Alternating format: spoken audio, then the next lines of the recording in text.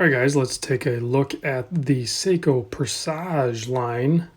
And you guys know I don't mess around with the dressy or dress casual type watches a ton. And really most watch guys that I even talk to are mostly dive watch guys, but I know there's a huge market for these.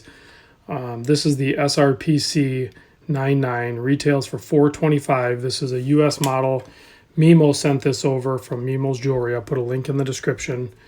And he carries actually quite a few of the Presage line, and there's no doubt about it that the Presage line has some of the best looking hands and dials and cases and all that combined. It just puts together a really nice package.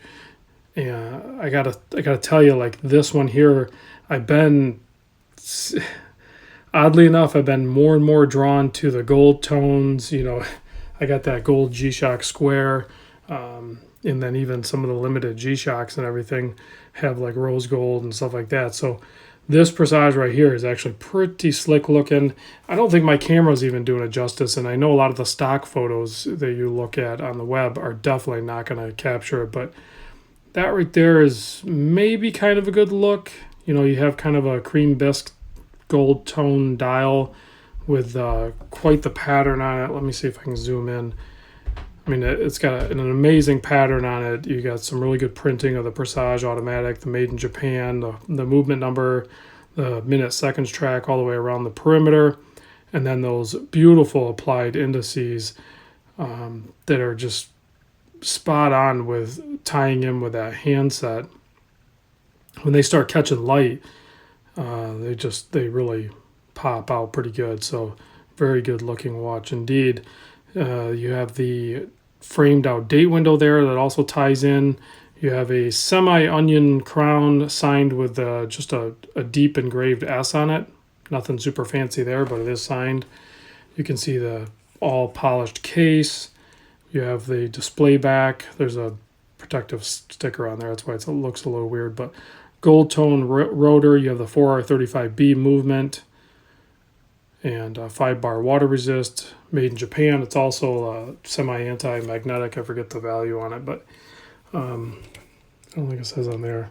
But it's in the description if you click on the description. So case size, you're looking at a 40, just over 40, like 40.5 millimeter case. Lug to lug is just under 47.5. I think it's like 47.4.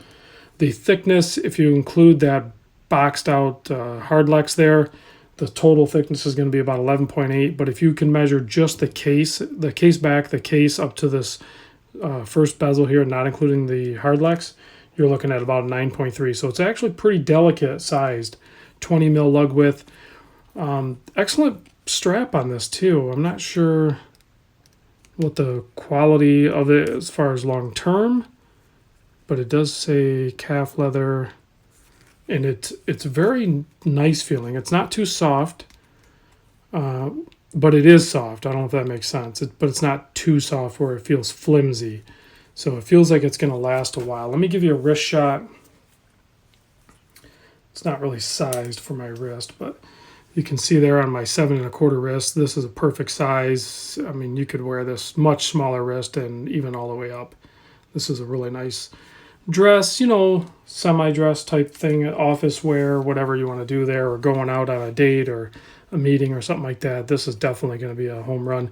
I have to say I've tried a lot of Bambino, the Orient Bambinos. This is nicer. It legit is nicer. It feels less fragile than the Bambino does. Almost to the point where it actually doesn't even feel fragile. It feels like you can wear it and it might even take a knock or two and it'll be okay. And the 4R has some shock resistance and everything like that. And Hardlex is pretty durable. If you rub this up against a wall, sure, it might scratch or something, but I think it's going to be pretty resilient. So you can see it has a really nice clasp as well. Folds over and clicks right into place. It's actually a great combination of this strap, this clasp, and this is a total package. I don't think I would change a thing. If you're in the market for this kind of watch and you're interested in this tone, they have many other colors, but I like this one with the polished and then the gold bits. It looks really good. So like I said, retail $425. If you use the code SEIK, SEIK 20. You'll get 20% off. That should land your price right around $340. You can probably get them a little bit cheaper on eBay. I would say maybe $10 cheaper or something like that. But you're going to lose that authorized dealer the experience that you're going to get with Mimo. So like you're going to have everything's going to be sorted. If you have an issue, it's easier to deal with Mimo at the authorized dealer versus some random eBay seller or something like that. So I urge you, if the difference, if it was night and day difference, guys, in price, then yeah, it's hard to justify spending that much more. But you're talking not much more to just get it from Mimo, and you're going to have that peace of mind. You're going to have a pleasant experience and everything like that, and you're not going to have to worry.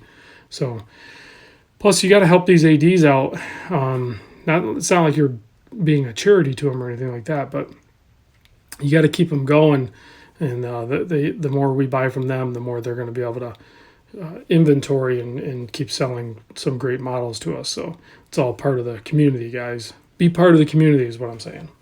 So big thanks to Mimo for sending this over. Let me know what you guys think. Is a dress watch or dress style watch kind of in your wheelhouse? Is this what you need? It's winding at that first position. The next position is going to be your date set, and then of course your time set. So classic Seiko there. There's no lume. You don't need lume on a watch like this. You have really nice applied Seiko up there. Great looking watch, guys. Let me know what you think, and check out Mimo's website. I'll put a link in the description. Thanks for watching.